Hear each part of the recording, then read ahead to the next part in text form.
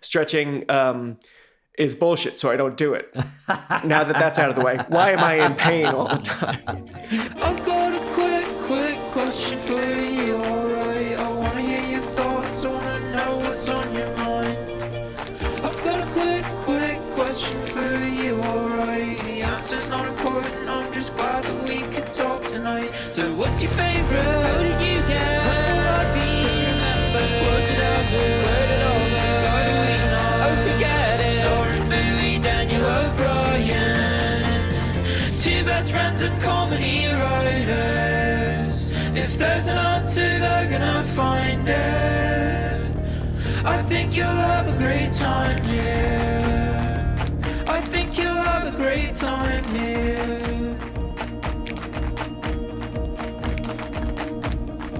So, hello again and welcome to another episode of Quick Question with Soren and Daniel podcast, where two best friends and comedy writers give each other quick questions in search of long answers. I am one half of that podcast, senior writer for Last Week Tonight with John Oliver, author of How to Fight Presidents, Daniel O'Brien, joined as always by my co-host, Mr. Soren Bowie. Soren, say hello. Hey, everybody. I'm Soren Bowie. I'm a writer for American Dad. I like the way that you consistently are still thinking about, or maybe this is all on the fly, but thinking about like what the show actually is. Yeah. Like that's a pretty concise explanation for what we're doing. It's a quick question. We're giving each other these quick questions, and then we're searching for yeah, whatever it is that I said. Well, so Soren, I have a Substack where I send monthly book recommendations, just to hold myself accountable to read more books and to have a place to contact the most diehard of followers and subscribers that I've ever had. Yeah. And in one of those, in lieu of books, I just did like essentially what our friend Jason Parchin does every couple of years, which is just like, here's who I am, here's how you might know me, here's all the work that I've done in the past, just like to preserve the I don't know, almost internet 20 footprint. My resume basically. And part of it was a section where I just describe this podcast. It's tough, buddy.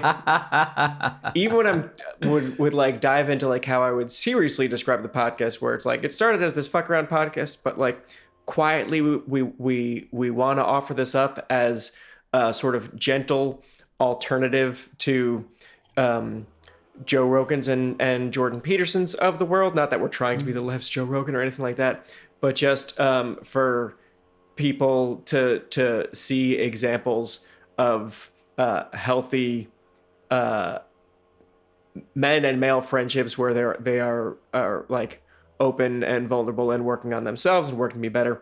Even as I'm saying what like we both quietly think the podcast is, I'm like, I don't know about all that. I don't know if that sounds good. I don't know how if we want to. Here's the thing. You can't explain.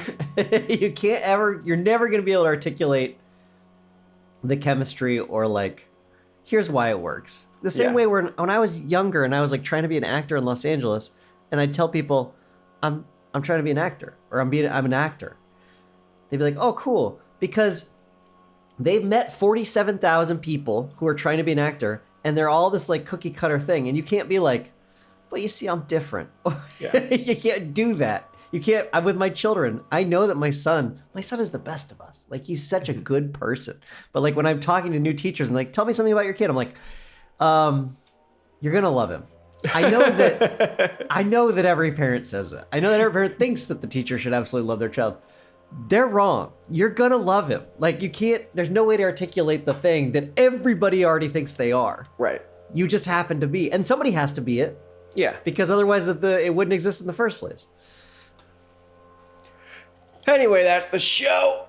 I was also I'm growing a bit more self-conscious about the intro to this podcast because of a funny bit that my wife does now. When I say I'm about to record the podcast, she, without looking up from whatever she's doing, will go, so John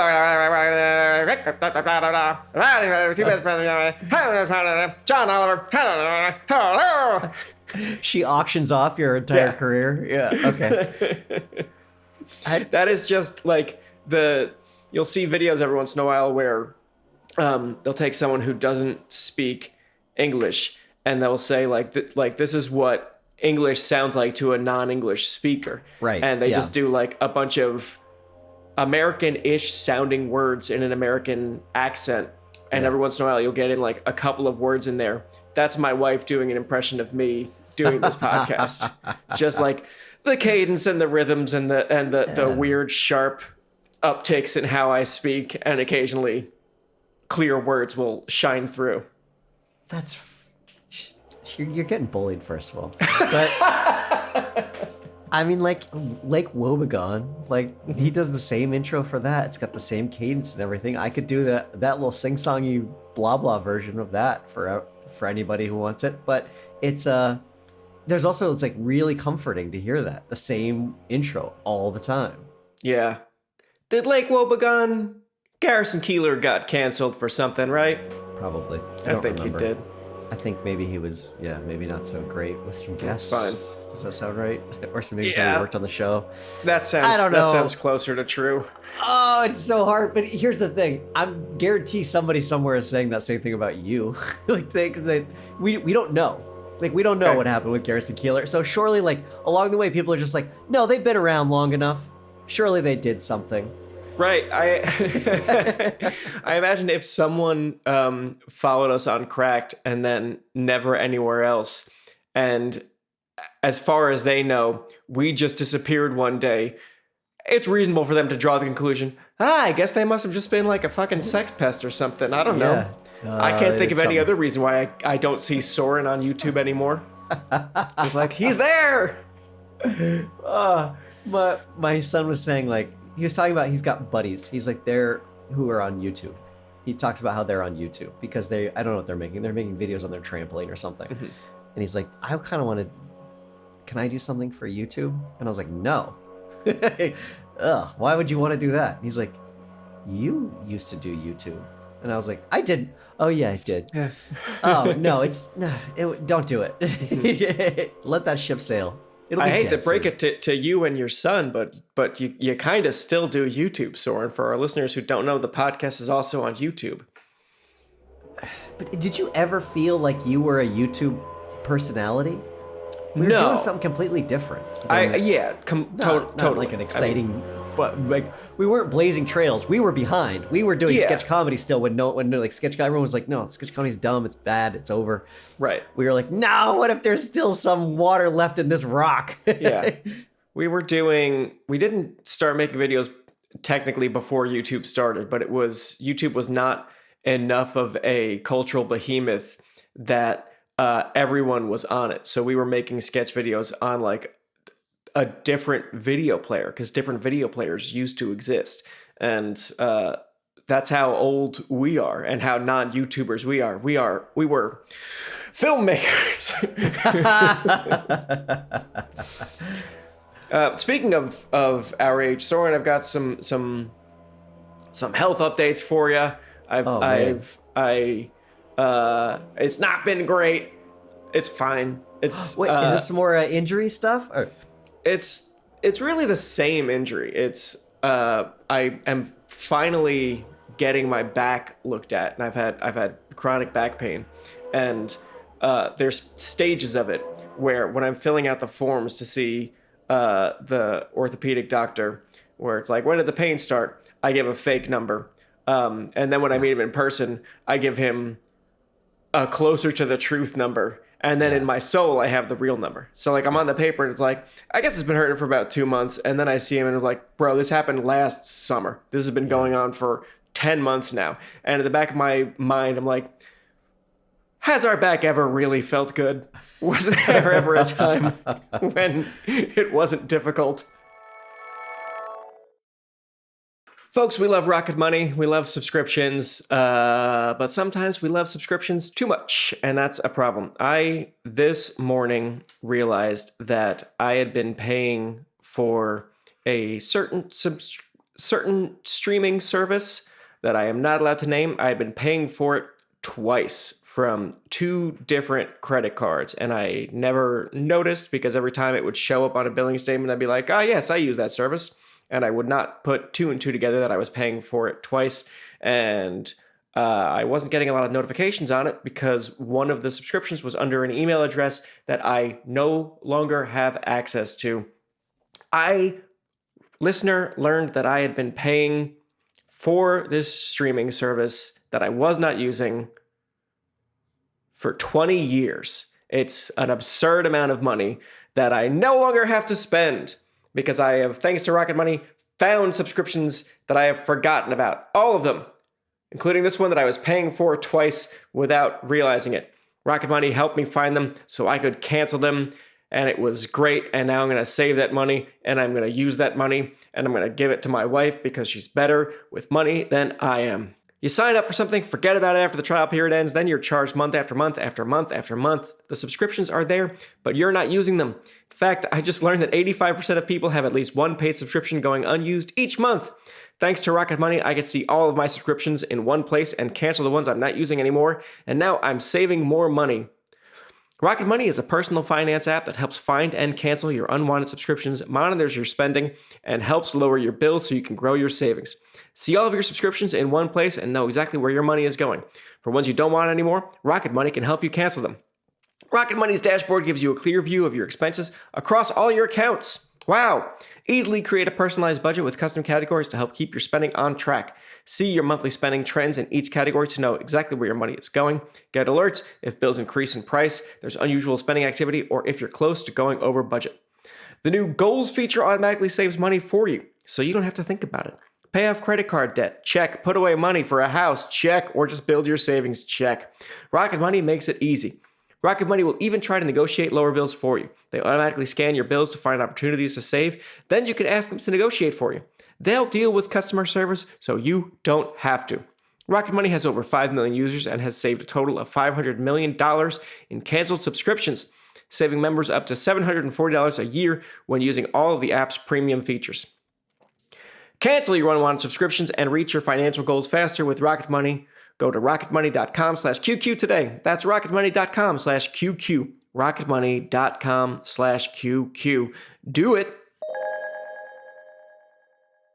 Is this upper back, lower back? Where are we? This is lower Not real right estate. side of my back and like some of my glute, my upper ass. And it's not totally bad faith to say that this started last summer. There was a workout class that I did, and I was moving fast and not paying great attention to form because it's a class setting and speed, and there's people looking at you. So I'm just sort of like, look how strong and fast. And I was doing kettlebell swings, which is not an exercise that I do. I just don't fuck with kettlebells often, except in this class. And it hurt my back, and I took a little bit of time off from all the stuff that I do. And then I stopped taking time off and just kept living my life and working out. And sometimes it would flare up and I would calm down for a little bit. Sometimes I would do like a heating pad. But at this point, it being 10 months of truly no like actual full 100% relief, I more than anything was I'm just curious, like what is this? What did I do? And Well, let's like figure it out today. Let's make that the quick question. I think we could solve this. we did. Well, I got an X-ray. Bang our heads together. And like going to doctors is a huge step for me, as listeners of this podcast well know. So I get the X-ray, and the doctor he prescribed three things: a strong pain reliever to take as needed, and physical therapy. Yeah. I'm supposed to do 3 times a week for 6 weeks, and an MRI that I'm getting soon that's gonna give a closer look at this, because we did the X-ray and he pointed out some degeneration on L1 on like lower. I was gonna lower guess spine. L7. Oh Fuck. really? Yeah. Well, you would have lost. I don't know why. Yeah. I'm feeling bad for you. And a lot of it he said was like, this is just like a thing that happens when you're you're in your late 30s, getting older. This is a very common thing. And the MRI is what I'm really waiting for. I want to see like what if there's like a disc situation. You can't tell that by feeling or by X-ray. MRI is the ticket that's going to tell you what exactly is going on back here. And so I'm really looking forward to that, to try to get to the bottom of this mystery. But in the meantime, when he told me about this painkiller this prescription painkiller. And this is after I go into my history of like, here's how I got injured. Here's the workouts that I do. I exercise about 6 times a week between going to the gym and lifting and running. I'm doing something. And then when he told me about the painkiller, I was like, now, I want to make sure I'm doing things safely. So like, it would be irresponsible of me to take this painkiller before a workout, right? Because if I don't feel the pain, then I might aggravate it further. That would be crazy, right? Soren, this is me talking to this guy to be like, I'm smart. We're both educated guys. We know how the body works. And he pauses and he goes, well, no, you stop working out now. You stop working out and running until physical therapy is done. What? Yeah. And I didn't like that. And But you're not bedridden. Even Shay, my wife, who is very pro doctor and very pro like taking rest when you need to take rest and not overexerting yourself, and is very good about looking after me. She knows how load bearing running is for my mental health as well as my physical health. So when I told her what the doctor said, she was like, I think you can still probably run. It's like, yeah, I think we both agree that the machine needs to run, period. And I think I don't want to come down too hard on all doctors because I love doctors. The Pit's my favorite show of all time now. But this doctor is in slightly worse shape than I am. Yeah. I'm He's being just kind. jealous. And he's trying to get you on his level. younger. And I think this is an unsustainable solution. But I do think there should be a doctor like you for every single person. That's actually a really good world. idea. Yeah, that's just you should have your physical match as your doctor. Because he's younger, and I don't know exactly how much younger he is, but I'm 39. So when he sees 39, he thinks 40, and maybe he thinks 45. And maybe he has a whole idea of what 40 and 45-year-olds are like and what that life is. And he has just pushed me into a category of old dads or something. Let's say he's 32 and I come in and I'm just about 40 and I'm complaining about back pain. To him, that's just like, yeah, this is old guy stuff. Yeah. Stop running. Your back hurts because you're old. Stop running. Stop lifting weights. What are you even doing lifting weights anymore? You should be working at a bank. You have 1 foot in the grave. What is the point? Like, I need someone who understands me and feels the way I feel and like sees regular fitness and maintenance as like essential and not just like, well, this is what you get for exercising when you're old. Couldn't be me. I'm 32 and I'm going to live for fucking ever. It's so funny to hear you talk about this after, like, we've been online. I know you've been there. You have the same internet as me. Mm-hmm. To hear you talk about this glancing moment where you got to peek into the world of being like a fat woman. I know. And or like any race other than white man. Everything has to change because my doctor doesn't totally understand me. Like that, the amount of times that they you people have no idea what it's like. He is 7 years younger than me. Do you have any idea? It's like we're speaking different languages. Yeah, it's reminding me of. We listen to Search Engine. He did a podcast once that was like a crossover podcast with a podcast called Wait For It. And I'd always heard that like it's really tough when you go into a doctor and you're overweight because the doctor immediately, no matter what you're there for, the doctor's like, it's because you're fat. Right. And like that's just like what they deal with. And I was like, well, I mean, that's got to be some hyperbole. And then this guy records his doctor. Like this guy on Wait For It goes into a doctor and records his doctor talking to him. And you're like, oh shit, you talk to people like that? Like the doctors are, they believe everything is because of like whatever body type you've got. If it's different than theirs, they're like, well, this is the fucking problem. Oh, you're not a man? That's where you went wrong. You should have. Yeah. You should have been like me. So you say you like doctors. Like I disagree almost across the board, except for a few. I like. I've been misdiagnosed for things constantly, and like same tentative. Like I don't go to doctors often because as a child I was brought up as the same way you were, where everyone was like, "What are you like? Can you get out of bed? Then just don't go to a doctor. Don't waste their time. Don't bother the school nurse. Don't annoy the doctor with your shit." So the few times that I've been to a doctor,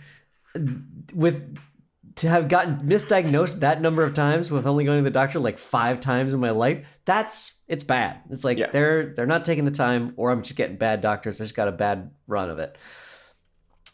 What you're describing though, of like having a doctor that is in your same demographic, basically, is a great idea. I think that would rule, because I same thing. Like I've been to doctors. Yeah, go ahead. Not even just I know I made the point, but not even just like demographic and age, but like I want a 39-year-old doctor who runs 60 to 100 miles a month. I need someone that understands like what running means to me and what it does for me, and how impossible a pill it is to swallow for him to just say, "Oh, just stop running. If your back hurts and you run, I don't know, maybe quit running." It's like, maybe quit breathing, you fuck. What are you talking about? Right. Yeah, I've had that experience where I go, and that's why I was so excited about this orthopedic surgeon who told me about my fucked up leg, was because everybody else that I went to, when I would like have an injury or something, I'd be like, "So how long will I be out of commission for this?" And they're like, "Oh, you shouldn't be lifting anything or running or anything for at least 2 months." And I'd be like, "Why did you say it like that was like, oh, you should already know this?" Yeah. That's like devastating news to me. Like, try to consider like the type of person you're talking to. How much of my life I've dedicated to this just trying to keep myself healthy. Right. And now you're like, "Oh, why were you trying to keep yourself healthy?" "Oh, because we told you to do that every time you came in here?" "Oh, that was dumb of you. You shouldn't be doing for your that." heart? Oh. Well, great. You saved your heart. Now your back's going to kill you. So who's smart?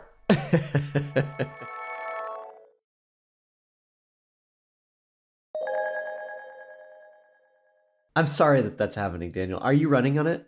Yeah, of course I am. Good. I do want to tell the doctor, he's like, "Hey, you got to quit running and quit lifting." And then I'm like, "All right, then you are responsible for whatever I do to fill that time now." And maybe you don't want to own that. Maybe you don't want to see what happens when an angry, in pain guy has nothing but time on his hands. We're going to get to know each other real well, Doc.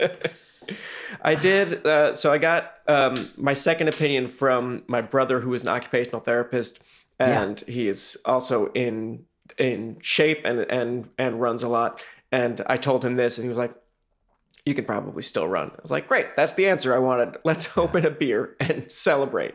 And I got that the answer I wanted from my physical therapist, who, to completely upend the medical change I want to see in the world, is an older woman, but she is my PT. And I met with her for the first time yesterday, and I told her the same thing that the quack doctor said about not being able to run or lift anymore. And she said, "No, what you need to do is stretch, because correct me if I'm wrong, you don't stretch." I was like, "That's 100% right." She spent 5 minutes with me, and she's like, "Oh, you've never stretched in your life. Is that fair?" Like, that's totally fair. Stretching is bullshit, so I don't do it. Now that that's out of the way, why am I in pain all the time? And so she explained what you need to do is stretch. You need to add stretching in to address the pain that you're having. If you add stretching in, but take away running and working out, and you get better, you won't know why you got better. You won't know if it's because the stretching is working or because you quit your things. So do what you normally do, add in the stretching, and see if you find improvement. I was like, I like that attitude. Don't change a thing except adding things. That's good news for me. Yeah. The bad news is still like the concern is the initial diagnosis that I am getting older might turn out to be true as hard as that is to believe, because even the PT was like, you'll get your MRI and we'll see if there's something major back there. But like, this is, things deteriorate with age. And what stretching can do is make sure it doesn't get worse. No one so far has said anything in the direction of, here is how we will fix your back and glute forever. Okay. All right. I think it's just like mitigating it and making it slightly better. Right. But the concern is mostly not worse. That is, I think at our age, all that's left to us with these kind of non-specific injuries.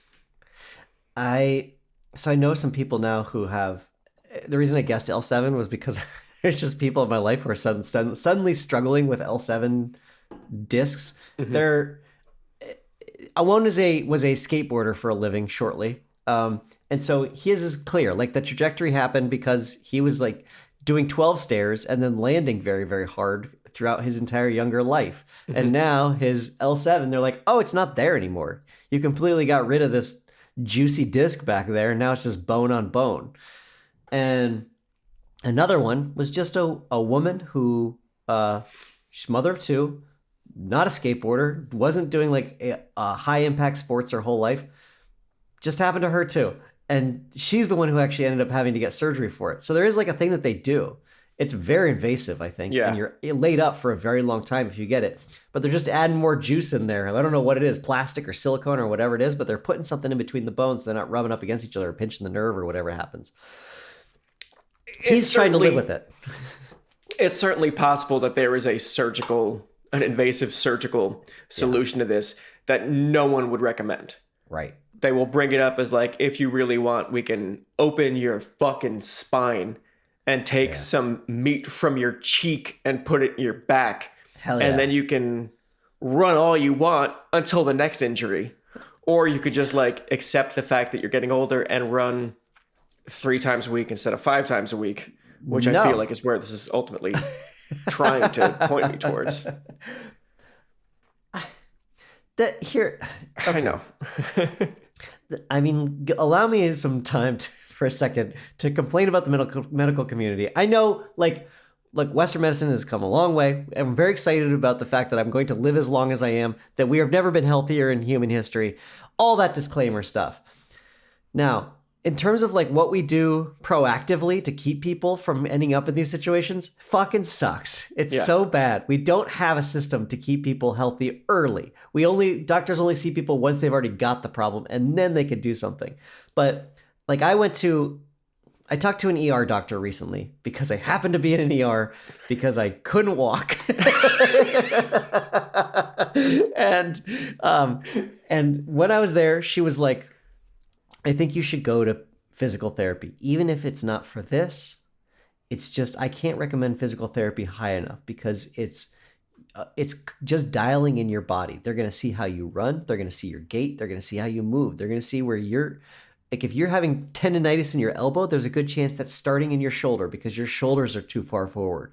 And you don't have the proper stretching to pull them back. Or if it's in your hips, that might be starting in your back. That might be starting somewhere else. And it's all about like making sure that your body is running as efficiently as possible, which is like, that's what a fucking checkup should be. Yeah. Like you don't go to a doctor and he's like, now let's see how tall you are. Let's see how much you weigh. Okay. Everything seems good. Get me that shit. Get me the stuff of like, is this body doing what it's supposed to be doing? Or am I fucking this up? Like, am I constantly moving from first to third? Is that a problem? They'd be like, yeah, don't do that. Here's some other things you could do. And we don't do that as a country. If the doctors want to know, I can tell them how much mileage I've put on this thing since the last time they saw me. I track it with an app, and they could use that information the same way the Subaru dealership uses that information when I get my car looked at. You have a fucking odometer built in. Yeah, and I want them to I don't want them to be like, oh, you don't smoke? Oh, then things are probably good. It's like, no, there's way more things that I'm probably doing wrong, and I just need your help. Yeah. I just want you to, and the fact that a physical therapist does fill that role. I mean, obviously it's never covered by insurance or anything like that, but if you can afford it, I don't know. Soren- Outside of an injury, you don't have an injury, and you try to go to a physical therapist. That's all on you. But they're gonna tune you up. They're gonna figure out what the shit is that you're doing wrong, and they're gonna fix it. Soren, you've taken us to the next segment of this episode, which is the insurance issue, which is I know that I'm privileged to have insurance, and I'm privileged to have a job where I can cover some things that aren't covered by insurance. But I sure do still have complaints. The first of them was the painkillers that the doctor prescribed that I got from the pharmacy. The pharmacy said, we called your insurance and we couldn't get a hold of them to pay for this, so you have to pay for it. And I was like, rats, that's terrible. And so I paid for it because I wanted to get out of there. I called the insurance company, and they're like, and I was like, hey, dumb question. We don't really talk that much. Do I have insurance? And what does it do? And they're like, no, yeah, absolutely. You're covered. We would cover that. We've received no claims for this medicine. And I was like, oh, fuck. So I called the doctor, and I was like, hey, let me fill you in now. And they're like, yeah, your insurance should absolutely cover that medicine. I was like, I agree. They said there was never a claim filed. So could you, maybe you don't have the right insurance on file. Could you check that? And they checked it, and they were right. And they said, oh, the problem must be with the pharmacy. And I was like, great. Will you get it sorted out while I talk to the insurance company and get like a reimbursement from them? Because now I have to like give a receipt and submit a thing and then wait 6,000 months to get reimbursed, because everyone can take their time paying money except for human beings. And that's where we were at with them. And a few days go by, and the doctor's office calls me back, and they're like, hey, so we called your pharmacy, and we couldn't get a hold of anyone. And I was like, oh yeah, no, that sucks. That's terrible. I was like, yeah, I called like every day this week, and I keep getting put on hold, and they direct me to someone else. I was like, yeah, I mean, that's human life. She's just like, yeah. So, and that's when I realized, oh, you want me to absolve? Okay, all right, I understand. Yeah, you're done. You're off the case. This is no longer your problem. And she wants you to take over. Yeah, I have taken over that. And the next step of the insurance annoyance was the physical therapist office called me to say, hey, just so you know, you will have to, for each visit, pay $25. And I said, that sounds fair, which I don't, believe. Of course, none of it sounds fair. I feel like I or my employer has been paying money to health insurance since 2001.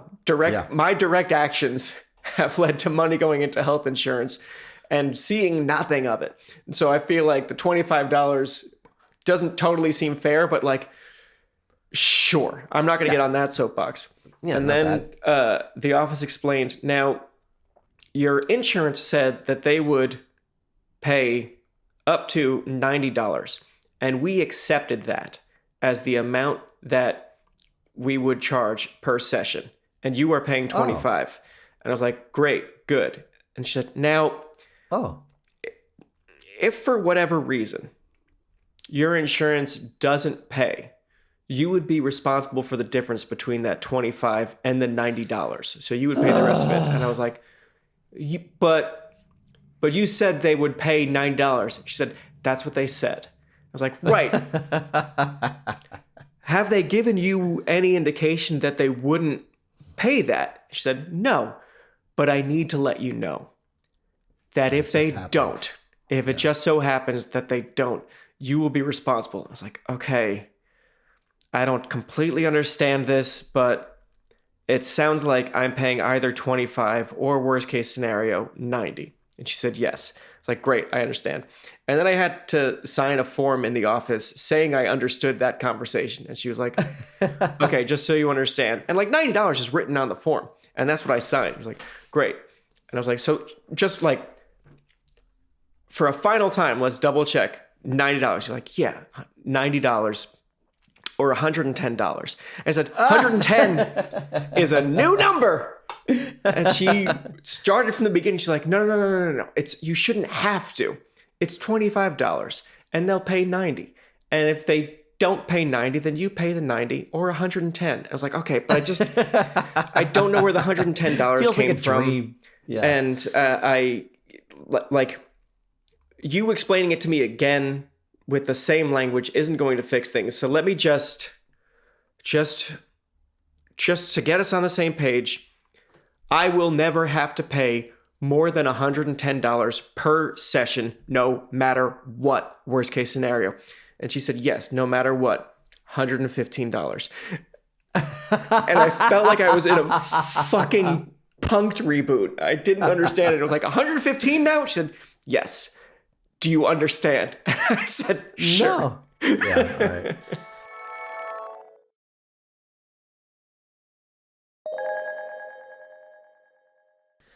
Jesus Christ. Yeah, so you're never It seems inevitable that I'm paying $115 per session, right? We could just say that now. I think insurance, if the insurance said they cover it, here's the thing.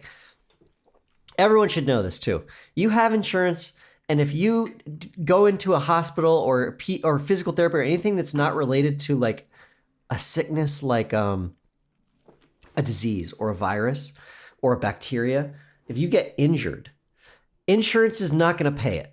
Insurance immediately is going to be like, no, and they'll put a hold on all of it. Whatever you got serviced for that injury, they're going to put a hold on it.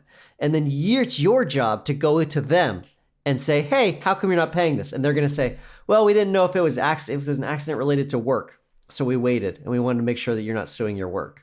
And you have to be like, it wasn't, I'm not. I would have told you if I was going to do that. And they're like, well, we have to wait. And then when you tell them, they're like, okay, you got to fill out some forms that say that this didn't happen at work. And once you do all that, then maybe they will pay it. But it's standard operating procedure for any insurance company to the minute that you have like a broken toe or something like that to be like, we're not paying shit for this. Yeah. Because maybe you're going to sue somebody for it. The doctor who prescribed the MRI, he wrote that prescription and also said like, now there's a chance your insurance company will say no. And then we will have to fight them on that. And I was like, we were both commiserating about how fucked up insurance is, where it's like, I'm in pain. You are a doctor. You want an MRI. Who is insurance in this equation? Who is insurance to come in and say, and I know this is an old story and it's not unique to me, it's universal, but who is insurance to just come in and decide what is medically necessary when there's a patient and a doctor and an MRI tech and they're all on the same page? Let's get this thing. It was all very frustrating, but he was just like, I'm just letting you know, they might fight. And if they do, we will fight them on that. I was like, well, that's good news, I guess. And then a day later, they called and they said, hey, we checked with your insurance and they don't require pre-authorization to get an MRI. So you can go ahead and schedule the MRI. And I thought, that's good news. And then I waited and I thought, no, that's probably bad news. I think that's just like kicking the fight down the road. I think that it's the insurance company gets a request that was like, hey, can we get pre-approval for an MRI? And insurance is like, buddy, you don't need to ask us. Just get it. Get it and then bring us the check. And then we'll see if we think you should have it. This is how broken the system is. I know. It's not even like we try to just blame insurance companies. It's not just them. It's like, I'm fucking back on my shit about hospitals again, but like the hospitals too. If you wanted to get an MRI and you wanted to pay out of pocket, Daniel, that might be a $300 to $500 thing, like a service. All right.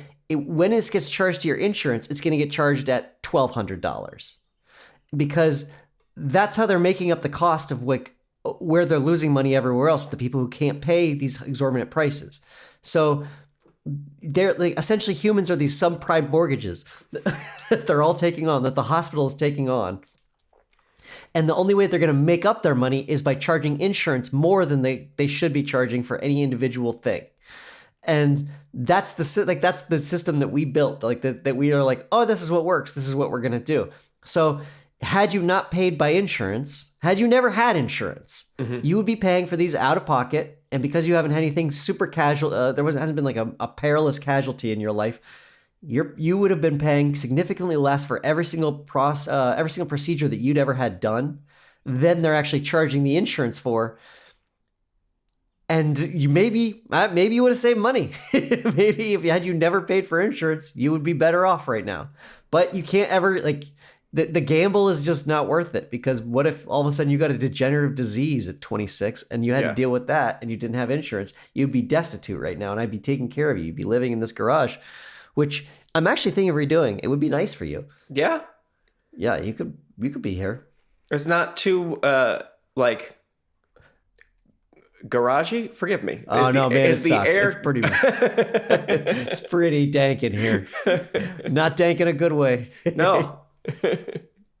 I hope that this is like interesting to anybody else in the world to listen to, but it is a broken system. I'm sorry that you're dealing with it. Anytime that you have to deal with it is a fucking nightmare. I'm glad that you're doing PT though. That's super exciting. Yeah. I mean, I like that too. I think the conversation might not be interesting to any of our listeners, because if you've had to deal with the bizarre healthcare system in this country, all of this is old hat. You've been through this and worse and more.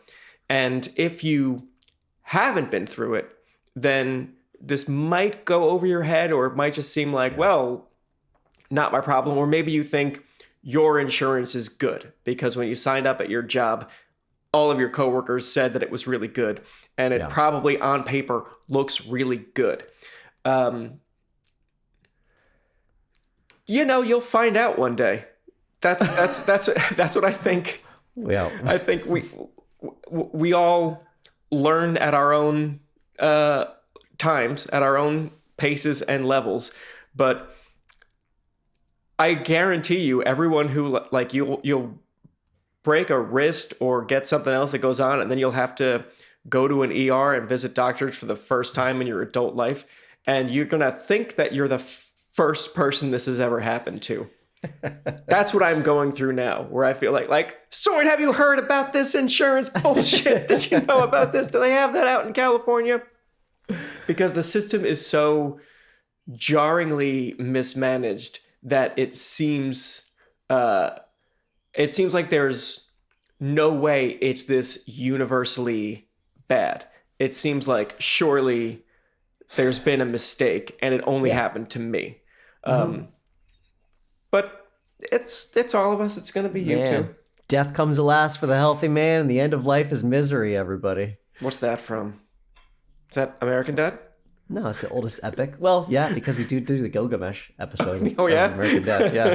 There's a Christmas Gilgamesh episode. So, what a fun show. We just make whatever we want, ladies and gentlemen. The warden is not watching. Meanwhile, last week tonight, we'll surely have an upcoming episode about wardens. They're unelected and they're accountable to no one except the governor, and that's wrong because it leads to corruption and cronyism. They run small towns of people that are their slaves. Okay, thank you everybody for listening. What a pleasure this has been. The show is Quick Question, but you already knew that we are an independent podcast. It is run by me and Soren and our editor, engineer, producer, recorder, Gabe Harder. He is our president of podcast operations. We are all findable on Bluesky and Instagram, and you can email the show at qqwithsorenanddaniel@gmail.com. We have a Patreon. If you subscribe and donate to that Patreon, you get this show plus bonus episodes twice a month. They're shorter, they're more fun, they're more intimate, they are more career damaging. Our theme song is by Mirex. You can find them anywhere you can find music. Those are all the things that I think we need to say about the show. If you're not aware that we're on YouTube, we are also on YouTube, so you can listen to us there. And you can also get those bonus pods if you subscribe on Apple Podcasts. Oh, Mike! I've got a quick question for you, alright? I wanna hear your thoughts, I wanna know what's on your mind.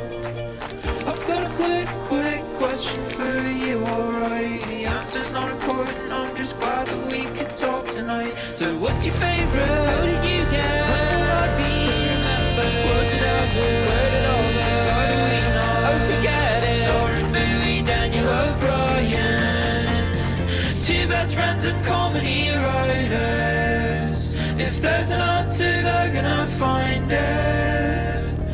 I think you'll have a great time, yeah. I think you'll have a great time.